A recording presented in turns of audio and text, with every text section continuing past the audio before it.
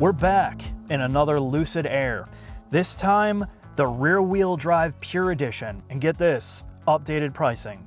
It is now $70,000. And some of the things that it carries over here is some of the software from the Sapphire and some of the chassis tuning and suspension calibration that they mastered with that car trickle down to this. And what you get is a tire shredding monster. And we're going to talk about some of the technical stuff in the shop. Now you might wonder, okay, $70,000 is a lot, right? It's a first generation product. And what they're attempting to do is trying to get you in this car either financed or leased more appropriately to experience what this brand is trying to do in the mentality. And this is something that Jack and I talked about in the Sapphire. We were so excited to finally get in a car that was a car first versus a science experiment of dead-eyed, dead-souled EV. So now you're going to get a sample of what they're trying to do with this. And if you're interested in an EV for the first time or you want to try to support this brand or experience it, this is really the car to do it. So over the course of this video, we're going to try to explain why. But let me just cover the basics on the exterior and interior because it really hasn't changed all that much since this car came out. They're making manufacturing improvements in terms of quality control. They're making running changes to sort out some of the things that owners and past owners have had, including media. So what you're getting here compared to like a BMW for the same price is when you sit behind the wheel of this thing, there is just this level of cohesion that everything is made from one single piece in here, even though it's not. The way that the doors wrap around right into the center dashboard, the way that the gauge cluster floats in front of you, the material choice, the wood veneer, nothing feels cheesy. Everything feels like it has a purpose. And the big deal here, because we're dealing with an EV, is this was a ground-up car designed to be an EV, not a retrofitted internal combustion car where they had to make a bunch of sacrifices in their platform. So because they were able to make this platform from scratch, you have just a massive amount of space inside. It's like a long wheelbase sedan in here, but it has an external footprint of a medium or a large size car. So it's huge on the inside, smaller on the outside, which is great because it makes it feel more nimble to maneuver. The storage space, again, the doors, because there's so much leg room and hip room and everything in here. There's storage in there. There's storage in the center console. None of this is really an afterthought. It's a pure usable car and giving you that open sense. Now, granted, you do not have the glass canopy in here, but honestly, what it does is it makes it feel more solid. You reduce a lot of wind noise from the glass on the roof, and the audio system does not suffer as much. There's less reverb, less echoiness in here from not having that glass, and it feels like a much more solid driving experience, and even though that might just be acoustically. It has a real frunk. It's not sacrificed because they're not trying to fit all the internal combustion stuff up there. You have real usable space in the front. The trunk is also enormous. You can fit 2 worldwide luggages back there. And again, these are little details that make this, people that are phobic about sedans now want an SUV, it really reduces that, namely when you get in the back seat. It's just enormous back there. You are floating. I mean, you can have the seats all the way back and you still have so much room. And that's the beauty of it. And with the reduced battery pack or the smaller battery pack size, they give you more leg room in the back or foot room from the foot garage. So again, there's all these little details that are going on to really blow you away for this price point. Again, if you're going to buy into a first generation car, you want to know you're getting something different. And that's largely why you would buy this. I've said it before, it is conservative. They don't have a great color palette. Everything is very monochromatic. Everything's so understated almost to a fault. In terms of technology, it's a mixed bag. This is something when you push the boundaries of that, every car suffers and it gets dated quickly. It has improved greatly since the first model year came out. The user interface is faster, there's less crashes. They're gathering user data to find out what's working, what's not, what features to focus on.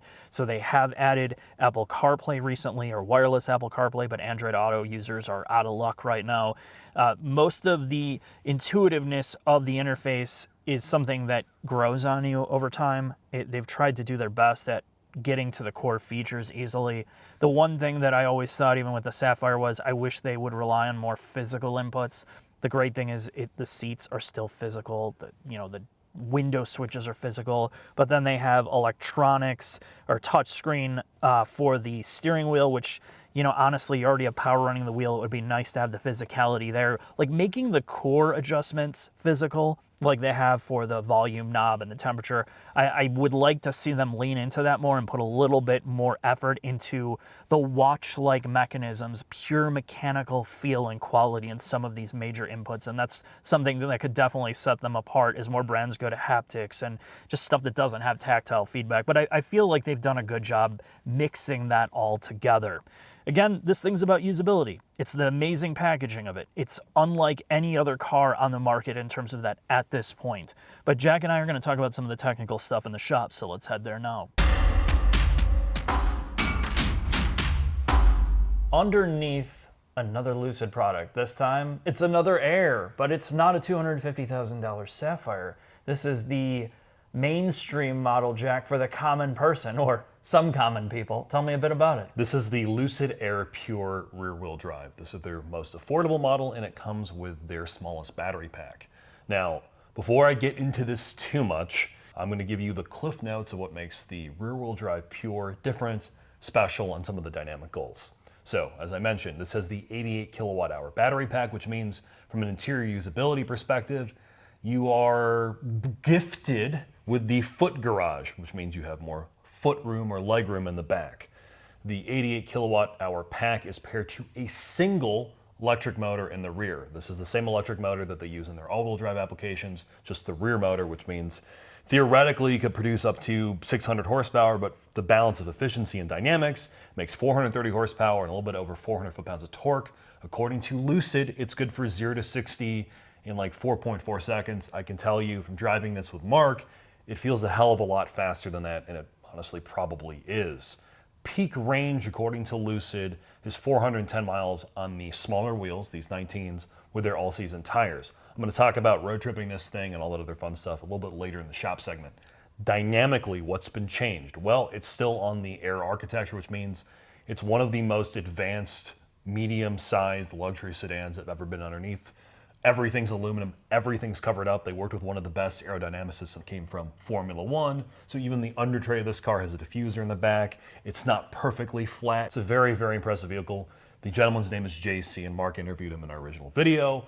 Everything, again, from a suspension perspective is aluminum. The dampers are not air ride dampers. You have simple coil springs with active ZF dampers front and rear. The ride frequencies of the damper are very similar to what you see in the other cars. However, the spring rates, due to, again, the changes in weight of this vehicle, this is now 4,500 pounds versus 5,200 pounds. So you're looking at just around a 700-pound weight difference between this and the next one up with the dual motors. Gets a unique front sway bar. It gets unique spring rates, softer front and rear. And the point of this car, by deleting the front motor from a dynamic perspective, is it's more playful, but yet less capable than the all-wheel drive variants. This is like that traditional E39 M5 feel where you can yaw it out and do ridiculous power slides. The way it puts its power down, this is now inherited. Once this car's out in a couple weeks, or the program gets released to everybody through OTAs, it inherits a lot of the Lucid Air Sapphire's traction stability control logic. Obviously, it's not two motors in the back, so it's using high-speed motor control in the rear with the brakes to simulate a limited slip differential. And if it's anything like the Lucid Air Sapphire, it is going to be one of the most enjoyable cars in the world to slide around. Oh, guaranteed. And I think the big thing you're going to take away from this specific version going rear-wheel drive and having a motor, a single motor in the back, is weight. Yeah. You know, you can argue the Sapphire's biggest problem was weight. It really hampered some of its overall performance because of that. So you're taking away 600 pounds. 700. Yeah. That is an enormous amount of weight. So in the driving character between the all-wheel drive or, you know, dual motor vehicles, there's going to be a lot more nimbleness that's here because of that. And that's another benefit to take a look at this. All right. Now, to risk of grossly simplifying what this thing's like to live with from an EV perspective, obviously it's an 800-volt architecture. You can fast charge this thing. But people ask, what's the actual real-world range? Mm-hmm. So there's a common drive I do, and here's some video clips that I took off of my phone of doing it. I go from here in Illinois to Des Moines. It's about like 350-ish mile trip. And it will do crazy efficiency numbers if you're doing 70 miles an hour. Once you get up to 80, 82, which is our typical highway driving speed, at 50 degrees, like 49 degrees, again, we're in the Midwest in the winter, which is abnormally warm for us. I was getting about 3.5 miles per kilowatt hour. And then the reality part of this, just like all EVs, is once you go into the cold, it saps the range of this thing. It literally reduces efficiency by a third. So in 33 degrees, I was getting like 2.4, 2.5 miles per kilowatt hour, which dramatically reduced the range. So just to give it perspective, when this thing is fully charged to 100%, it's about 398 reported miles on the instrument cluster. Yeah. You could say rounded up to 400. So what was that number really? What was it in the cold? What was that number? So at 80 miles an hour or 82 average speed, in warmer weather, I was getting around 300 miles of range, which, again, efficiency in cars dramatically decreases past 70 miles an hour, depending on the state you live in or wherever you live. That may or may not be a problem. Everyone I've talked to who's driven these cars, you get close to that reported range number. However, in the cold, it was more like 200 miles of range. The real cold, though. Yes. Okay. And I imagine it's only going to get worse if you get below 33. And that is a common problem among all EVs. The charging network using the charge planner in this car and the inbuilt navigation is excellent.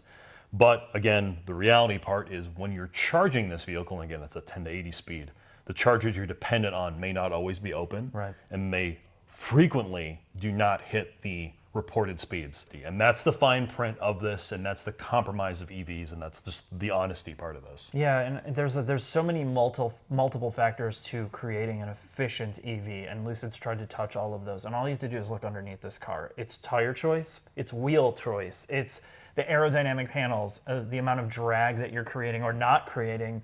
And like internal combustion cars, they also suffer from this level of change in fuel economy as well. If you cold start a car in 4 degrees Fahrenheit, it's going to dump a ton of fuel. It's going to dump a ton of fuel until those cats can get heated up, and it does affect fuel efficiency in a regular car. The same thing could be said about EVs to a more extreme, and it's more of an issue because the charging part, and this is part of Jack's drive, is when you're going and you have to stop, it's no longer becomes a 5-minute fill up and you're on your way blasting through. And you might have to fill up a couple times in an internal combustion car. But this, because you have to stop, and the charging network can be variable. It is a variable. It's like, okay, if you knew that you were going to go to a 350 kilowatt charger and the battery was going to be preconditioned, and you're going to get 300 kilowatts of charging power, and you're going to be out of there in 15 minutes every time, you could wrap your head around it. Okay, I can deal with that.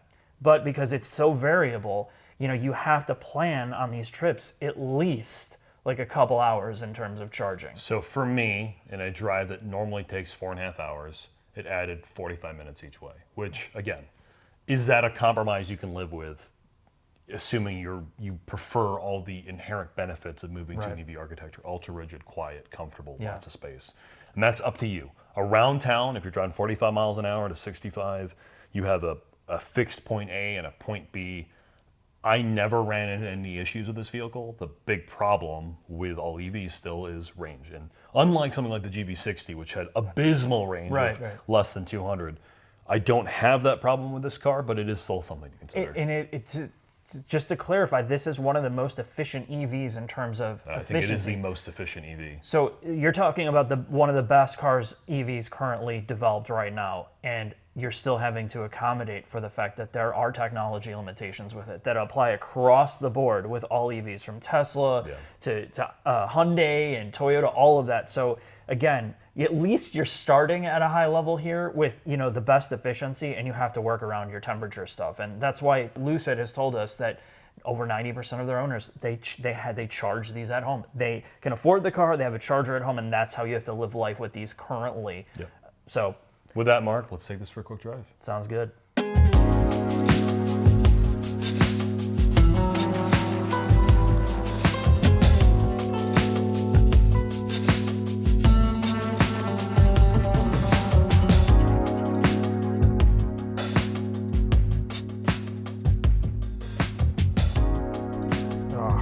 Put my safety glasses on here. Diaper on, and the last time you were in a Lucid product with me, it didn't end so well in the this underwear time department. I made sure they have the stability control you can't turn off, thank God. So we're in sprint mode, we're on our favorite road, and let's see how this thing goes. Launch control, little bear going. Gah! Man. Oh, it's that launch, dude. It makes you so car sick. Oh, It still moves a little bit. This thing is, holy shit, this thing's fast. So I've spent a lot of time in this car, as we talked about in the shop. I road trip with it. I tried to see if this answered or could defeat some of my problems inherent in EVs just living with it. And I'm going to try to answer two questions in this drive. Is this a good sports sedan for someone who's like a 3 or 5 series buyer? They want some life in their day-to-day drive. This is a good, and is this still a good luxury sedan? And in the sports sedan department, it's still very good to drive. It's amazing how they manage the weight balance now that you have this thing fully charged, Jack. I think it would have screwed up the weight balance on it. Now that I have all my kilowatts on board, Mark. Yeah. Oh no, here we go, not another one. That's a little bit of a turn, Mark, a little bit of a turn. Oh, and I'm going to pull you. There you go. Now you're learning. Look, this does all the things that a Sapphire does outside of the ridiculous performance numbers. And what I mean by that is it's still a connected driving experience. You still have tremendous steering feel. You have a traditional brake pedal. It's not a brake-by-wire system. And there's really good chassis balance. Well, yes, we're on a farm road with not a lot of turns. On on-ramps and all the experiences that you probably are going to have fun in your own sports sedan. You can balance it on the nose. You can rotate it under throttle. And this great connected front and rear feel, and I can't wait to drive one of these things in a track setting where I can turn everything off and have you fill up your underwear, because that, I'm sure on all season eco tires, this thing is going to be hysterical to drive. Yeah, this is going to be, once you get into that, there's going to be very few cars that you can experience with this level of chassis dynamics and balance and connectedness. Where you can go sideways like you want to go, and I'm really grateful that we can't do that right now. I'm seriously, but it's amazing that this is going to be offered that way for people that want to get into this again. Now that the price has been lowered, it's opening the door for people to experience what we were talking about with the Sapphire. And this is not the Sapphire, but it has a lot of the same people worked on it, right? Yeah. So the same chassis stuff that we raved about, and even like the Jasons during the press launch, like Fensky and Kamisa, when they drove the Sapphire, they're like, this is one of the best sedans they've ever driven. And this is basically 80% of that, without all the fancy electric motor stuff, but it's got the connectedness and the drive. And it's got the way that you drive it where you feel something, where it doesn't feel like a simulation, that I'm excited for people to finally get in a real car that they can experience this and kind of give us some feedback so other people know what we're talking about, right? Yes. Like when you compare this back to the old like sports sedans, it's everything that those cars were with a little bit more modern feeling package in it. It's still isolated, but not isolating you out. And that's really hard to do. And that's why despite the deficiencies in tech and kind of like what they need to fix, when you drive this, it all makes sense. And I get excited for this car. I get excited talking about it because it's so well executed that it's become a blueprint for other manufacturers that are looking to replicate this, how to do an EV that's not just dead inside and soulless. You drive this and you're like, okay, let's see how they did it. And it's exciting because of that. Not only have they managed to give you some level of driver feel, from a chassis tuning perspective, this is not a track car or anything along those lines. This is a sports sedan. Now, if you're in luxury car mode, the damping and the way they tuned all the suspension subsystems are nearly perfect. It rides really, really well, and yet there's still some level of chassis feedback. And if you're like in an EV6 or a BMW i4, things that those cars have not figured out is how to both isolate you from road imperfections while still connecting you to the driving experience. And that's what this car still does. Yeah. Now, do I think this has the build quality of a Porsche Taycan or Taycan and a BMW i5 and some of the more, let's call it mainstream German luxury cars? No, right? Just being honest. Those cars do some of the touch points better than this. But my counterpoint to what this car has to offer, and I know you talked about it, is it delivers on the promise that EVs in many ways set out to. You don't have the internal combustion engine, so you can more efficiently use space. Problem with the Taycan is it's tiny. Right. The BMW i5 is just a repackaged regular 5 Series. Yeah. They're unburdened. I feel like when you talk to the engineers, and again, we have a different experience than most consumers do, they're unburdened by traditional constraints of a big car company. Yeah. But unlike Tesla, they still prioritize dynamics and driving experience over pure gimmicks. And so we're getting back into these corners again. Here's the point. Hard on the brakes, balance it on the nose, steer, balance it on the throttle, a little bit of rotation, and then accelerate out of the corner. It's amazing. Now, compared to the dual motor variants or the tri-motor variants, how does this feel different to you? And we've driven all of them at this point. Well, I think the thing is you don't have, you don't have the electric motor in the back that can send power to each side, like on and off switch, right? The way that they've tuned it. So what you don't get in this car compared to the Sapphire is when you just go mat it into the corner and not having the front motor. Like that car, you could go probably 25 miles an hour more in that car, and just everything is vectoring to the side it needs to, and the tire it needs to get you through the corner faster and faster and faster. Where this is still more like traditional sports sedan, right? Rear wheel drive, the stability control is coming in, and it feels like a more natural, like normal car experience. But you don't have that extreme high, I can do anything. Yeah, the point and shoot. Yeah, right, yeah. Like I can go drift a car at 110 miles an hour, and the traction is still there. The grip is still there to a certain extent. This doesn't do that, but dynamically, it still feels like incredible. Yeah. Like it really is fun, despite its lower limits. So we've heaped a lot of praise on this car, and honestly, rightfully so. What are your issues from a driving perspective? It's one of the better driving cars. I almost have no feedback in terms of what you could do differently here. There's not much recommendation. That's how good it is. Yeah, honestly, I mean, in this, given what it is, not an M5, a luxury sedan like a 540i replacement, this does everything I want it to in a big car like this, that I can take long distances as I have. Yes, as we talked about in the shop, there are some compromises that still exist in an EV lifestyle versus a regular internal combustion one, but this is still my favorite driving EV vehicle that I've been in. I 100% agree, and I think that, and I want to just clarify this because there's always room for improvement, and I think I know the limitations of what they're trying to do here, because we talked about the Sun Sapphire. They have to blend the balance between tire choice and range. So yes, if one problem I had with this car is the front end gives up way too easily. Like there's not enough tire underneath you, there's not enough camber to really drive the front end into a corner like massively. So yes, but that's, again, it's not a track car. It's not a track car. And they're having to balance range, efficiency, and grip, and all of those things. So for me personally, I like to really drive a front end of a car in hard. So that's one thing that, I think some other cars do better, but again, that's not this car. So that's all I'm going to say. With that, Mark, let's wrap up this long Lucid video.